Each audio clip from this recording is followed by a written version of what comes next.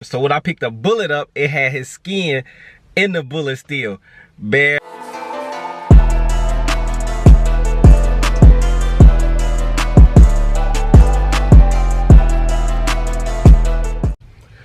What's up, gang? It's your boy CJ on 32s, and I'm back with another video, man.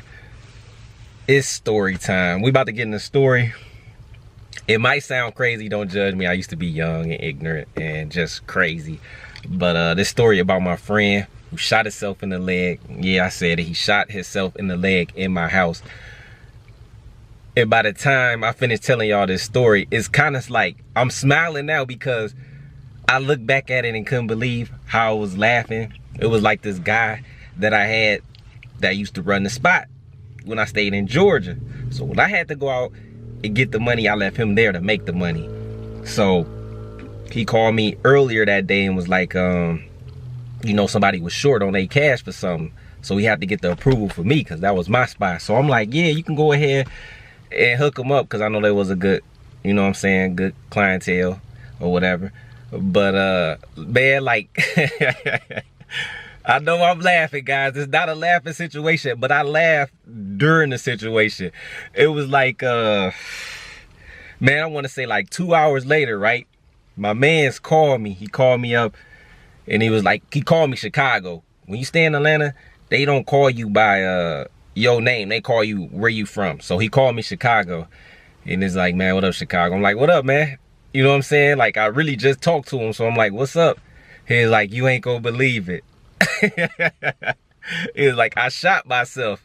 So I'm like, dude, you shot yourself? I just bust out laughing. I don't know why.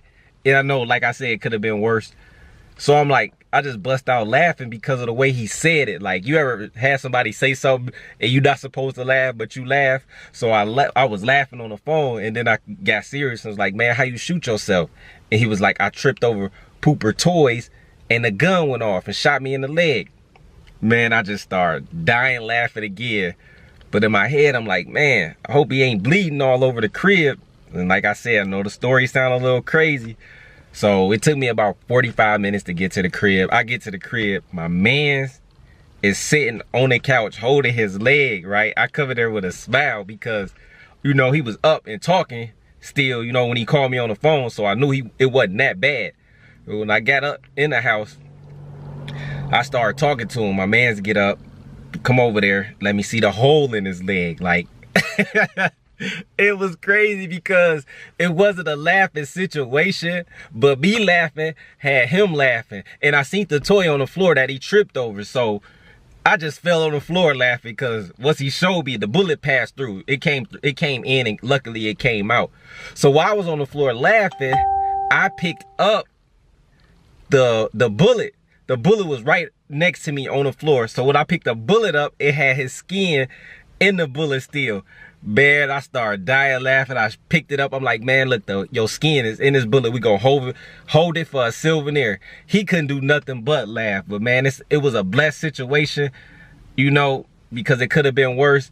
But I don't know why, you know, I was just so tickled the way he looked and the way he was saying things.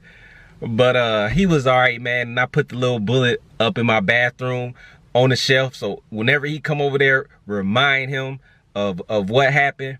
But on a serious note, after that, it was like, you know, he was a little younger than me. So it's like, what we gonna do? What you gonna tell your parents? You know what I'm saying? So we sitting there. This dude got a bullet hole in his leg.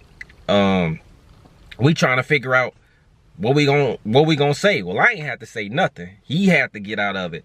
You know what I'm saying? So he went home and told him that somebody was shooting while he was walking through the woods and he got shot. You know, he went to the hospital and everything, and they ain't really do nothing because it came in and out. So it wasn't like he had to have surgery because it didn't hit no main arteries or nothing.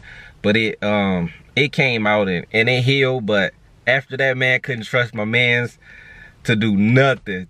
And every time we together, like, it was him and his little cousin, and whenever they get in an argument and he'd just roast him like, man, you dumb, you shot yourself in the leg. It was crazy. Like, that was a real crazy experience because most people would have been like nervous and scared and not a laughing situation. But I even had him laughing because it was like, man, like, in my mind, like, man, you don't get your big foot clumsy up out of here, man. But yeah, I'm glad it turned into a good situation, and we was real good friends. So Tim, if you out there, bro, I know I've been going from Georgia a long time. If you find me or see me somewhere, man, get in contact with me, bro. Get in contact with me. I don't know where your bullet at, but but get in contact with me. Anyway, man, lesson learned. Guns is dangerous, guys. You cannot play with them.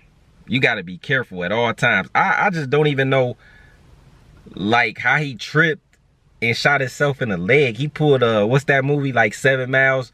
The dude pull a gun out and put it back in his pants and shoot himself in the leg. He pulled, he pulled one of them. But like I said, I'm glad everything turned out good, though. You know, we ain't have to deal with no police. We ain't have to deal with none of that. Like I said, he was a younger dude, but I was helping him get money. So, you know, when I had to go out and make them run, he had to stay there. So I was helping him out. And when I look back on that stuff now, man, it's like, I feel like I turned these little dudes out, because a lot of the stuff they was doing, a lot of the street stuff, was because of me. But I wish I could see them now and actually just reach out to them and let them see what I'm doing now and how I'm living now. Like, it'd be good so I could just talk to them and just see, you know, where they life at. You know, you never know, man. I'm telling you guys, I used to be horrible, and I rubbed off on them a lot. I had them doing a lot of things. I took my negative ways from Chicago and took it down there. You know, I took my hustling ways down there. I was actually down there in Georgia, like, gang banging, because they'll call you like folks, or, you know, because that's how they talk. So they'll call you that, like, that meaning they people. So we was on a basketball court one day, and this dude kept saying it, and I'm like, man, look, dude, I ain't know, you know. So we get to arguing, and he was like, oh, man, don't take it like that. We ain't with that gang banging stuff down here. So, yeah, I went down there. I wasn't thinking logical. I was still on my, you know what I'm saying, my hard-headed stuff. But, you know, it's a blessing to make it out of a lot of stuff that I made it through. You know, even that whole experience, I had some bad experience down there, but I always felt like a one-man army. Like, I never been scared of nothing. Like, I ain't never been scared of nothing. Like, if it's 100 of the opposite gang coming at me, I'm coming right back at them. It was never like, I don't know. It's just like I never feared nothing. I ain't never cared. I ain't never cared back then, but now I do. Sometimes I sit back and I think about all that crazy stuff and be like, man, you really blessed. And then it's like, you know, the stuff that I got now, like, I don't understand how people can hate on somebody that's been to prison 3 times, been to juvenile prison 4 times. So, you know, I spent a lot of my life locked up, and I turned my life around. So I don't understand how people get mad at me for having things. Like, you could just feel the animosity and the hate. You can see it in the comments too. Like, the other day I posted a video and the guy get on there talking about some, oh, you could have bought houses and this and that. Don't tell me how to spend my money. My money well invested. I'm good. The rim shop gonna be around for forever. I'm well invested in everything that I do. My cars is an investment to me if I want to sell them, which I'm not. Like, I spend my money on what I want to do. My house right there. You see my cars, and you see them both in the garage right there. I don't gotta buy property. If that's what you want to do, do it. Stop trying to tell people how to spend their money and live their lives. Live your life the way you want to. I don't want to buy no houses and property. I got my houses and property. I want to enjoy my car stuff. You know what I'm saying? That's what I want to do. It'd be right of you trying to give me some advice if I didn't have a house already. You know what I'm saying? And I'm just out here buying cars, doing this and that, if my kids didn't have a roof over their head. But comments like that, man, keep them to yourself, because you telling me to do something with my money that you probably don't even got the money to, you know what I'm saying, to do. You probably don't even own houses. You probably could do a lot of stuff that you telling me to do, but you don't do. You know what I'm saying? It'd be crazy. Like, you probably went out and bought you a car before you had a house. You know what I'm saying? You went and bought you a $50,000. It just be like that, man. You do what you want to do. When you grown and you out here grinding, making your money, you do what you want to do. So that's basically what I do. I hope y'all enjoyed the story time, man. I got to get Al in the story time. I've been trying to get him in there about the story time of the worst time that we had at the shop. I definitely want to bring that to y'all, because, man, we got some funny stories at the shop. I've been with Al 10, 11 plus years. So, you know, we got a lot of stories.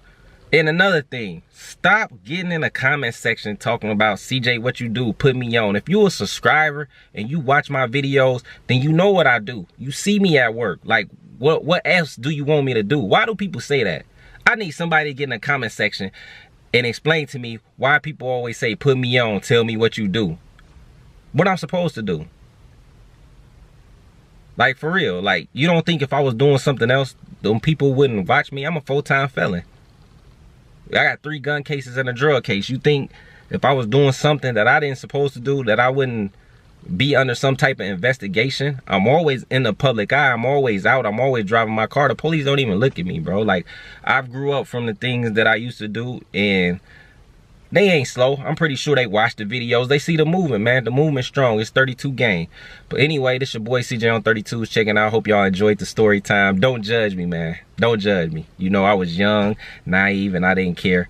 But, you know, I care about everything now, and I care about other people now. You know, I was selfish then. And, yeah, I was selfish. Ain't nothing else to say. I was selfish, man. This your boy CJ on 32 checking out. We out, man. Gang. It's your boy CJ on 32s. If you're new to the channel, make sure you hit that subscribe button and join the 32 gang by hitting that notification bell so you never miss a video. If you into custom cars, crazy rims, loud music, just crazy car scene, this the channel for you. Let's get it.